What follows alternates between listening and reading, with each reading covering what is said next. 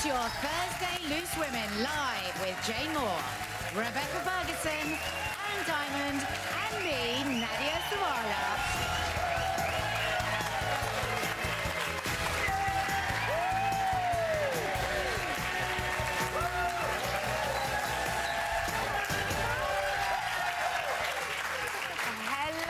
Welcome to your Thursday Loose Women. Coming up, she's heading back to work for her new song, but will we see her working with Girls Aloud again? Nadine Coyle is joining us to spill the beans. She's here at 1 o'clock. Oh my goodness, I've never seen that one. And if you agree that we're simply the best, please vote for us to make the shortlist for this year's National TV Awards. Voting closes tomorrow, and all the info's on our website, which is on your screen now. So, she's the Irish pop star whose powerful voice you'll recognise from some of the most iconic hits of the noughties, whilst in Girls Aloud. Now, she's back in business and bringing a whole lot of attitude. Give it up, and then they take it away. A girl's got to zip it up and get her head in the shade. You're gonna make me love you, nothing at all, and I cannot do.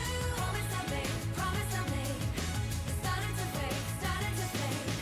Why don't you go to work, do your 9 to 5, gotta treat me right, you need to earn your stripes. Why don't you do your thing, bring the money home, just like mama done. Why don't you go to work, why don't you go? Hey, please welcome Nadine Coyle.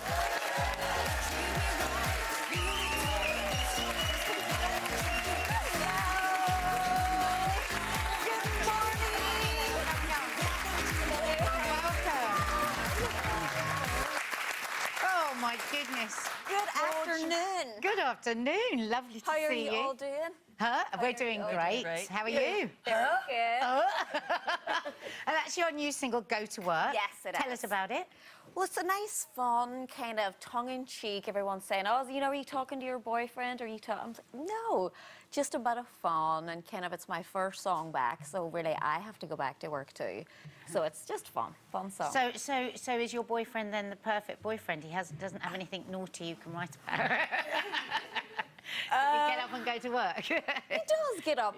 Mornings are, he doesn't. He's a morning person, which is kind of, you're either a morning person or a night person, and I'm more of a night person. So when we first met, he would kind of be around in the morning, and when he get up and when I start talking about his hopes and dreams at like 8 in the morning, I was like, no, not the time for hopes and dreams. More at like 10 or 11, you know, with a glass of wine, and then I'm more on it then, but not in the morning. No, I can't help noticing, Nadine, you're speaking with an accent there. Yeah. Yes. We've just been talking about accents. Do you ever have any issue, particularly living in America as you do? Do you get people going, I can't understand what just you're... there now.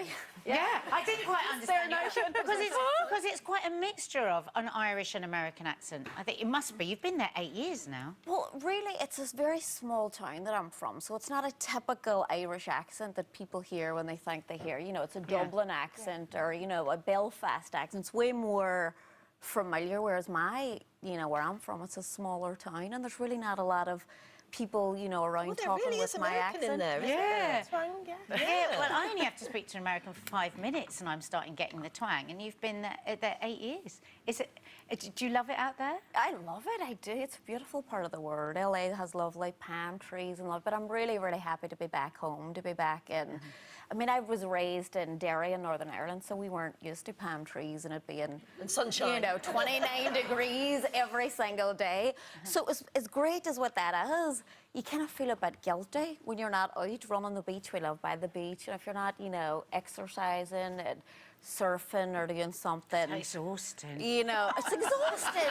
You want to just sit in the house, put the TV on, close the blinds, put the fire on, and relax. So after a while, we were kind of getting, especially me and my mum, I moved over there with my parents, mum, dad, two sisters, my older sister's kids. Moved over there. They all moved over. I had this crazy idea that my parents were almost 50 at the time, and I thought, what if we all just moved to LA? Let's just try that. Let's just open up a restaurant. So we've just seen the clips there of Girls Aloud. When you look at that now, does it almost feel like it happened to somebody else? Do you sort of prefer being solo, or do you miss those days? Well, it definitely feels, and especially in those days too, that's when I had first moved over to the States as well, kind of around, not around that time, but a couple of years after that. And it was just something, you're so busy, you're doing so much work, and we were, you know, I think it was about 4 singles a year and an album and a tour that we done, so we were constantly doing promo. So it was really good to have, going to the States, to go and have something completely different. And I had moved away from my family when I was so young. So I was like, let's all move to LA, let's be together. Being in a girl band as well, it can be very competitive. Have you been in a Bitchy, band in a before? way. No, well, I, if I'm honest, I knew it wouldn't have been right for me because I was very shy, and when I was going through like the musical, you know, music arts and things like that, I seen how competitive and bitchy it can be. I think it's quite a hard thing, yeah. But do you feel, I'm interested in that, do you feel that as all women, there's a greater pressure? There is that thing where people go, oh, is it really bitchy? In the way that they don't talk about boy bands. But it is well documented that you were about to go on stage and you were told that the band was splitting and you hadn't been involved in that decision. That is weird. Well, definitely when you're as part of a group, and I think boy bands fall under exactly the same thing, which is terrible. Girls will get the bad reputation. Boys are just as bad. But boys will want to, you know, they'll want to like fight it out and let, you know, wrestle or whatever boys do. So you didn't ever fight your other girls? No way! That would be terrible. I wouldn't have lasted 1 minute if that was, because it's definitely not in my personality. But it's, you know, and you're so busy and you're so young. So it's so difficult to not, you know, be overwhelmed by just the sheer amount of stuff that you're doing. And then because everything was going so well, our first song was #1 for a month. Wow. Which is, you're like, what? Another week? So kind of that always outweighed the fact that, and the music I loved, and the shows that we done were so great that it was just kind of like, let's do another one, let's do it. That everything else kind of wasn't that important. And with this new single, have any of the girls been in touch? I spoke to, Sarah was on this show. Yeah. And she had messaged me. She was like, let's do something afterwards. But I had to shoot the video for this song the next day. So I was like, Sarah, absolutely no way, because I know what'll happen. We'll go out, it'll start at lunchtime, and we'll say it's a good idea to get a glass of wine, and then it'll be 2 o'clock in the morning, and I'll have to get up and shoot the video and be like falling apart. So I haven't seen her, but yeah, she was Did you really give her any excited advice about on it. the Big Brother? Were you supportive of her going in? Well, I was, but it's, you know, when it's a friend, and because I love watching those shows, you know that they can go either really well way or the other, or yeah. not. Well, I saw you in the show. But you know what I really liked about when you were on there, because Perez Hilton was on there. And I thought he was being treated really unfairly. You didn't see If that. he had seen Don't enough about me.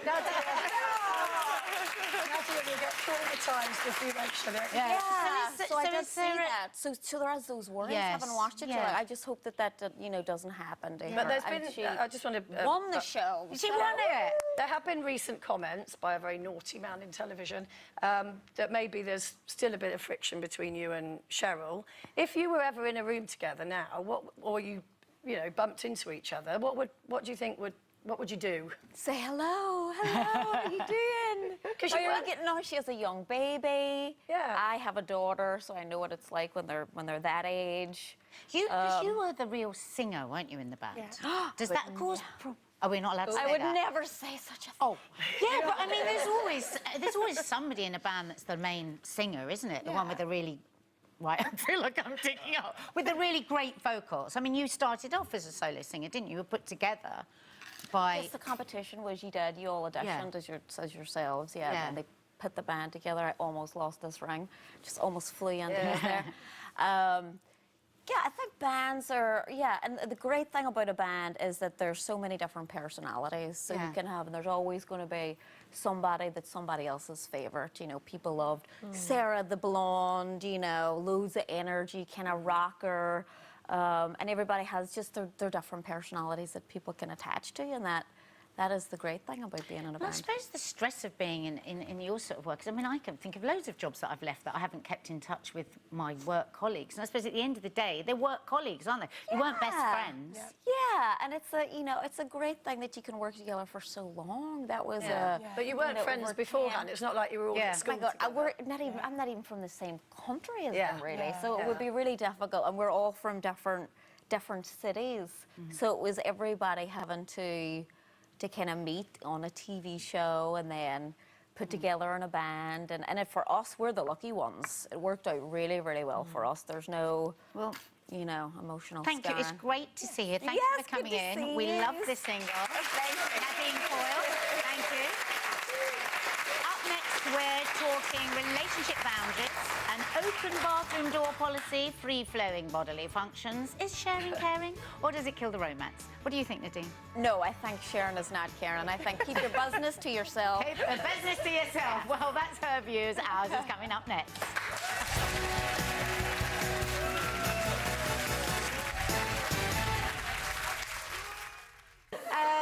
Thank you so much for joining us. You've all been lovely. Thank you so much. Tomorrow, we're going to be joined by Hollywood legend Warwick Davis. Have a great day. See you at 12:30. Stay loose.